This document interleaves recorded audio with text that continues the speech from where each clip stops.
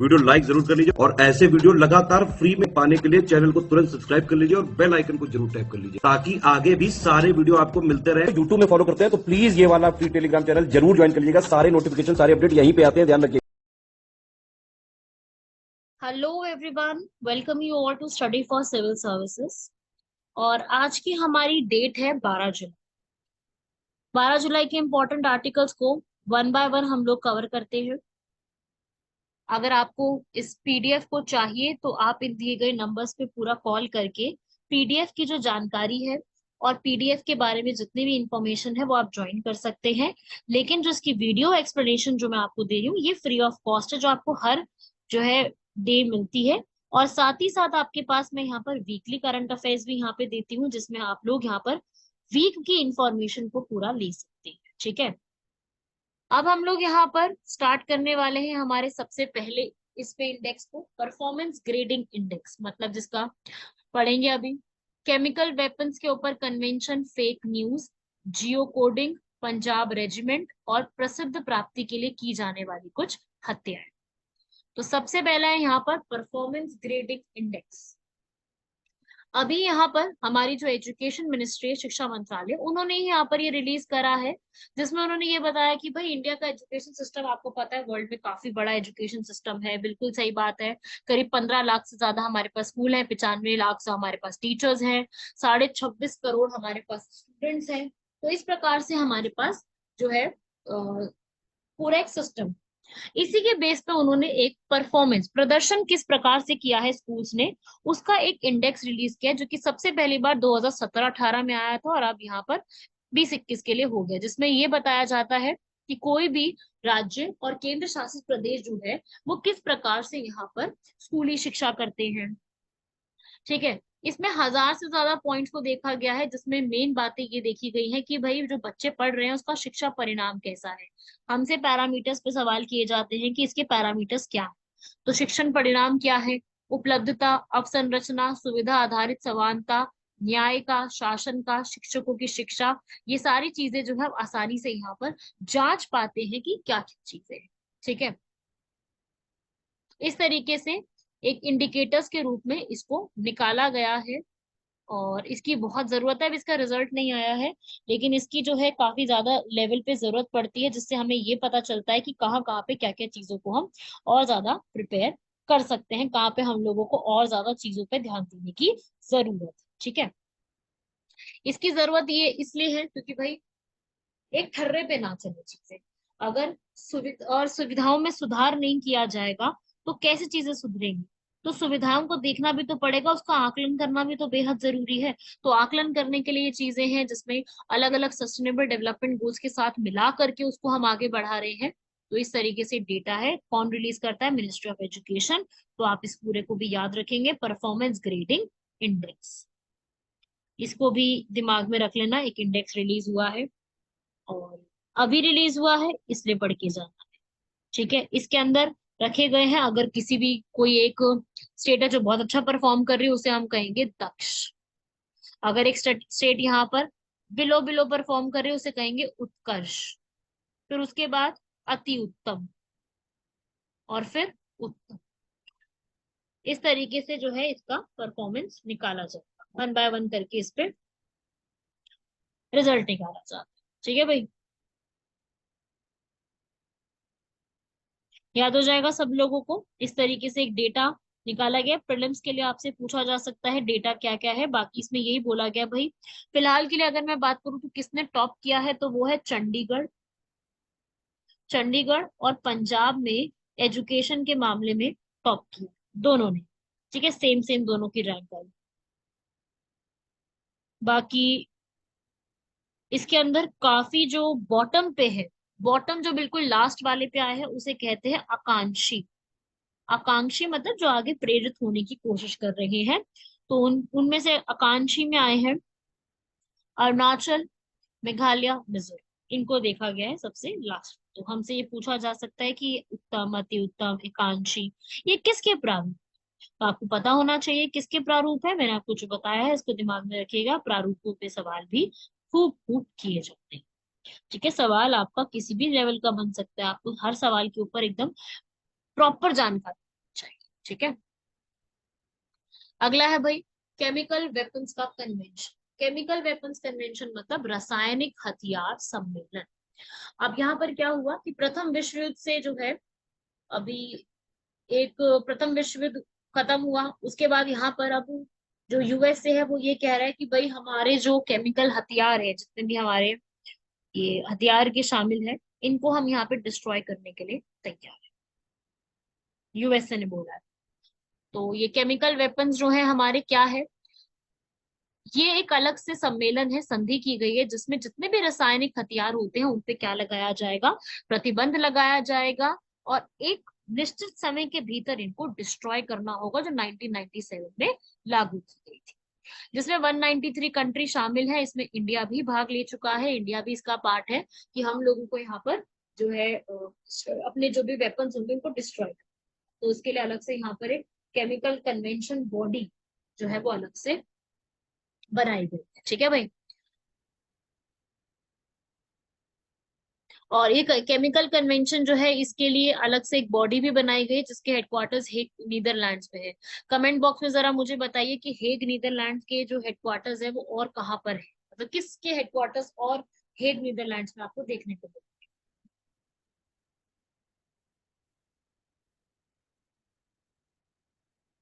मेरे हिसाब से सबको पता तो देखो होना चाहिए, क्योंकि बहुत फेमस है वो। तो जरा बताना जरा कमेंट बॉक्स में कि किसके और हेडक्वार्टर्स हेग नीदरलैंड्स में देखने को। ठीक है भाई, याद हो जाएगा ये पूरा, इसको आप लोगों को लर्न करना है एक पूरे तरीके से। सारे केमिकल के वेपन्स को, अटैक को टेस्ट करना, ये सारी जिम्मेदारी भी इन्हीं की होती है, पूरा देखती है ये। ठीक है भाई, आगे बढ़ते हैं हमारे नेक्स्ट आर्टिकल की तरफ, वो है फेक न्यूज। अब यहाँ पर बॉम्बे हाई कोर्ट का कहना है कि भाई ये जो शब्द होते हैं ना, फेक, फॉल्स, मिसलीडिंग, ये शब्द ना बहुत ज्यादा यूज किए जाने लग गए हैं आज के समय में। ये अपने आप में ही बहुत बड़ी समस्या का कारण है। तो बॉम्बे हाई कोर्ट ने बोला है कि जो नया आईटी टेक्नोलॉजी के रूल्स आए हैं, उसके हिसाब से ये जो शब्द है ना अपने आप में बहुत बड़े प्रॉब्लम क्रिएट कर रहे हैं। तो ये सब, ये भी चीज न्यूज में आई है कि भाई इस पे पेटिशंस फाइल की जानी चाहिए, इसके लिए कोई गाइडलाइंस आनी चाहिए, कोई रूल बने होने चाहिए कि भाई कुछ भी फेक बोल दिया जाता है, कुछ भी यहाँ पर मिसलीडिंग आ जाता है। ठीक है। तो यहाँ पर फेक न्यूज का मतलब ही यही होता है कि ऐसी न्यूज जो कि आपका ध्यान को विभाजन करने में, ध्यान को चेंज करने के लिए यहाँ पर, या फिर किसी के रेपुटेशन को खराब करने के लिए, नुकसान पहुंचाने के लिए यूज की जाती है, उसे कहते हैं हम फेक न्यूज। फेक न्यूज के जो है एक हमें बहुत ज्यादा इसके कॉम्प्लिकेशंस भी आते हैं, जैसे कि यहाँ पर क्या होता है, अब किसी को जानकारी नहीं होगी, वो तो उसके ऊपर विश्वास कर लेगा ना भाई, फेक न्यूज के ऊपर। वो फेक न्यूज हमें क्या काम करती है, हमें जो है गलत जानकारी को यहाँ पर फैलाने के लिए काम करती है ना, तो वो इस तरीके से गड़बड़ हो जाती है। इसमें राजनीतिकरण भी खूब खेला जाता है, राजनीतिकरण भी इसमें काफी ज्यादा होता है, समाज का सामंजस्य खराब हो जाता है।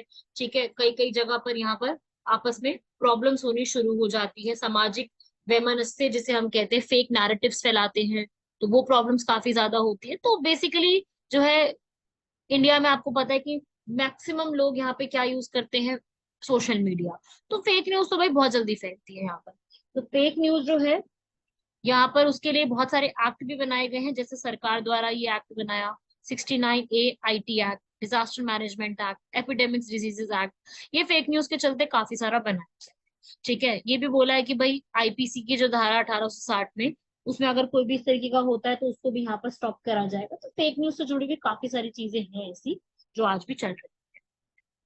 आईटी का एक टेक्नोलॉजी है, फेक न्यूज में सरकार ने भी काफी चीजें देखी हैं भाई कि लोगों में जो लिटरेसी रेट है ना वो काफी कम है। लिटरेसी रेट कम होने की वजह से लोग जो है यहाँ पर किसी भी चीज को मान लेते हैं।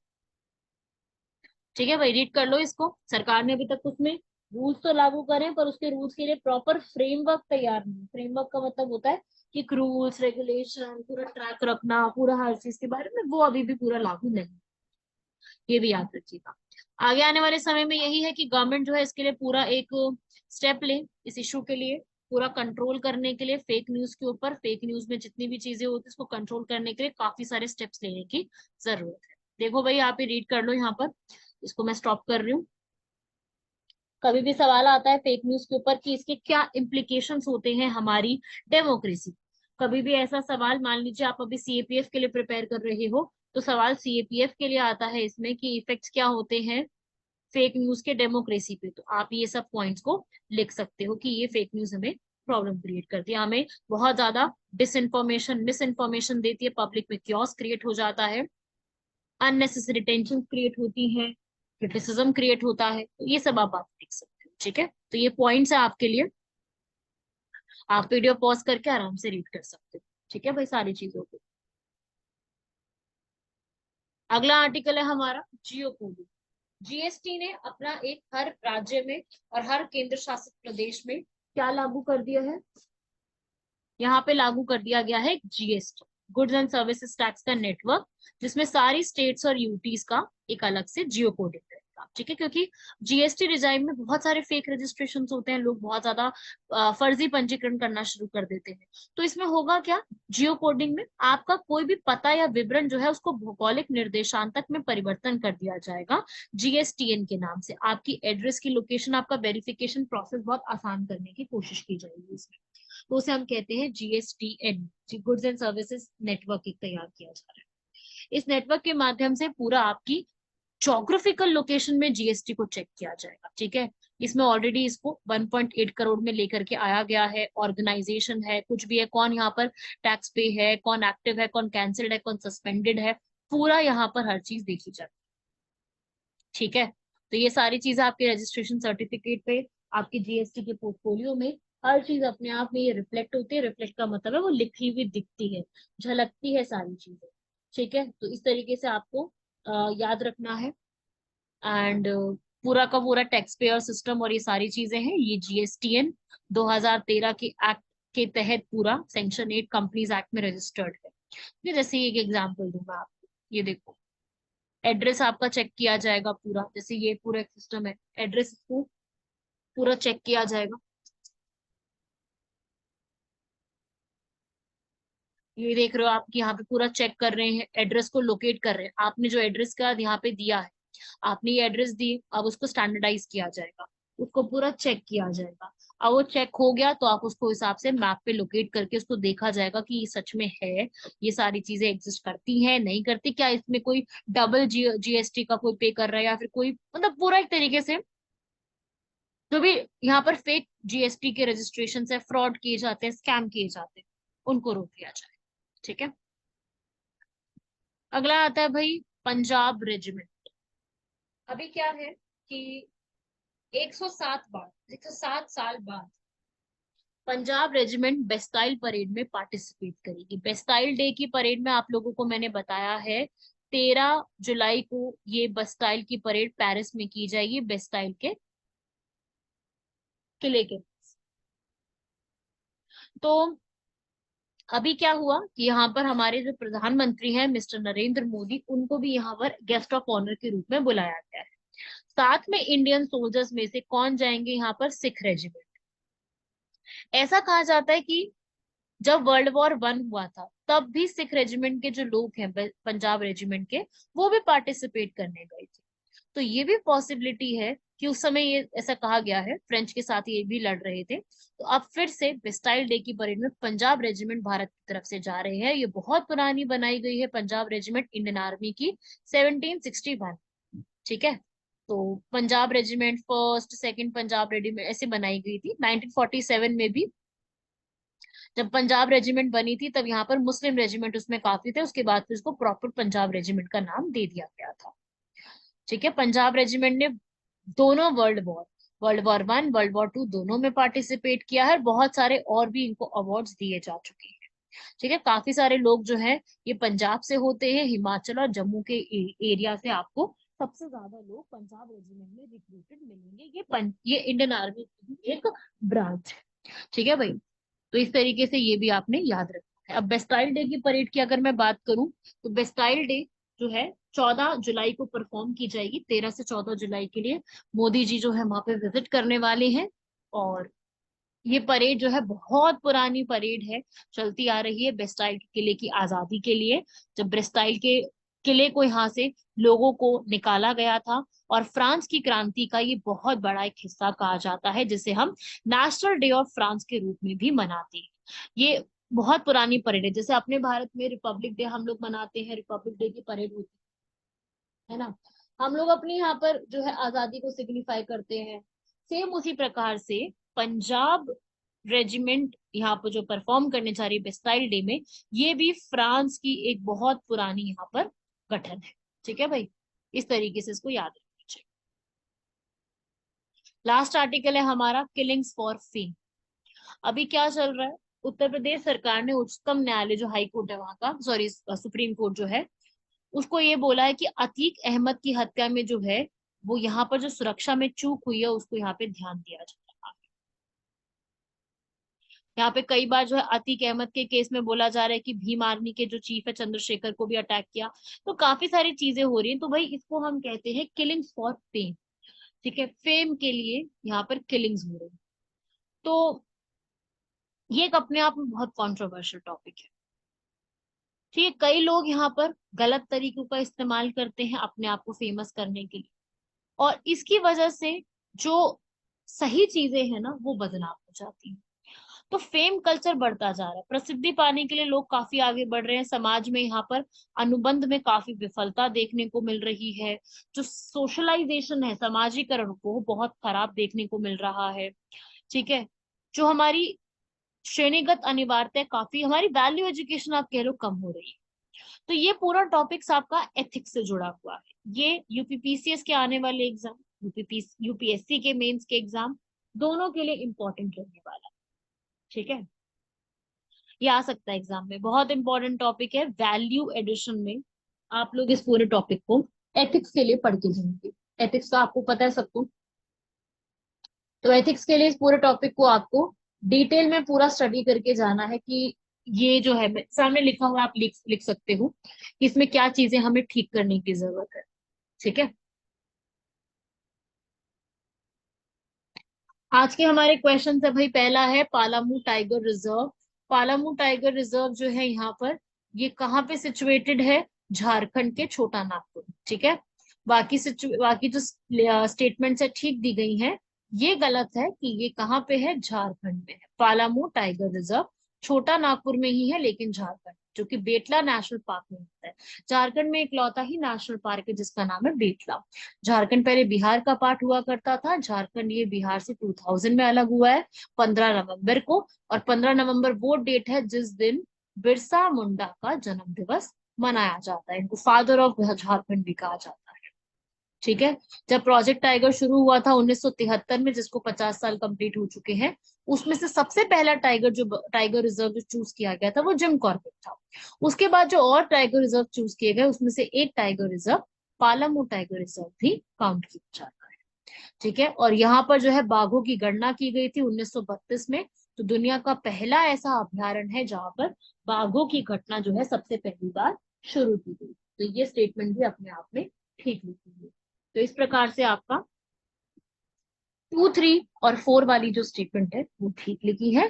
फर्स्ट वाली में क्या मिस्टेक आ रही है? छत्तीसगढ़ की जगह झारखंड है। तो अभी ये न्यूज में है, थोड़ा बहुत इसकी आपको स्टैटिक पता होनी चाहिए। मैंने बहुत कोशिश करी है कि मैक्सिमम जो आपके नेशनल पार्क है, बायोस्फीयर रिजर्व है, वाइल्ड लाइफ सेंचुरी है, टाइगर रिजर्व है, वो मैं आपको इसी फॉर्म में पूरा कंप्लीट करा।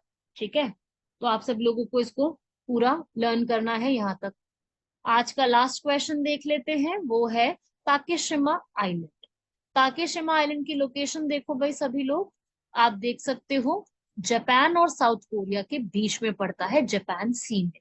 ये रहे जापान की कैपिटल टोक्यो, साउथ कोरिया की कैपिटल सियोल यहाँ पे है। तो इनके बीच में एक आइलैंड है जिनका नाम है ताकेशिमा, और नीचे की तरफ है सेनकाकू। तो ताकेशिमा आइलैंड जो है, इसको साउथ कोरिया में डोकडो कहते हैं और ताकेशिमा जापान में कहते हैं, जो कि कोरिया और पेनिनसुला से बिल्कुल इक्वल डिस्टेंस, मतलब जितना डिस्टेंस इसका कोरिया की तरफ है, सेम इस ताकेशिमा आइलैंड का डिस्टेंस सेम कहाँ पे है, जापान। उसे हम क्या कहते हैं, ताकेशिमा आइलैंड। ठीक है, थोड़ा सा न्यूज में था, इसके ऊपर काफी डिबेट चल रही थी कहाँ पे है। जापान एक्चुअली पूरा न्यूज में चल रहा था।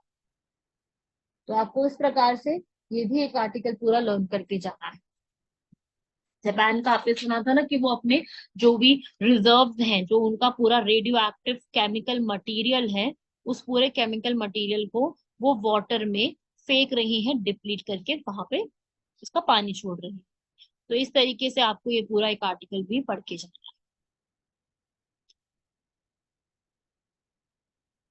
है।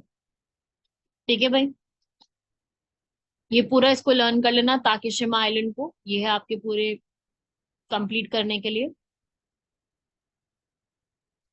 ये है आज के हमारे सारे आर्टिकल्स।